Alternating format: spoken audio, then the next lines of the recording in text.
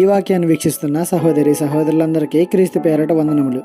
ఈరోజు వాక్యం ద్వారా దేవుడు మనతో చెబుతున్న మాట, నా ప్రాణము దేవుని కొరకు తృష్ణగొనుచున్నది, జీవము గల దేవుని కొరకు తృష్ణగొనుచున్నది. కీర్తన గ్రంథము 42వ అధ్యాయము 2వ వచనము. తృష్ణగొనడం అంటే మామూలుగా కోరుకోవడం కాదు, తీవ్రంగా కోరుకోవడం. అంటే ఆ కోరుకున్న దానిని చూడలేకపోయినా పొందలేకపోయినా మన ప్రాణం కుదురుగా ఉండలేదు, తీవ్రమైన ఆశ ఉంటుంది దాని పట్ల. ఇక్కడ కోరాహు కుమారులు దేవుని కొరకు, జీవము గల దేవుని కొరకు వారి ప్రాణము తృష్ణగొనిచున్నదంట.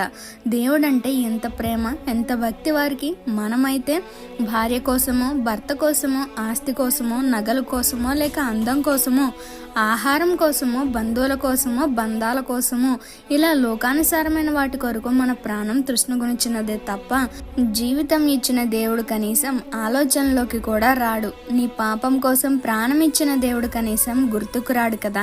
ఎంత వ్యత్యాసమో వారికి మనకి. ఈ చిన్న సువార్త పరిచర్యలో మీ సహోదరులు. God bless you. ఆమేన్.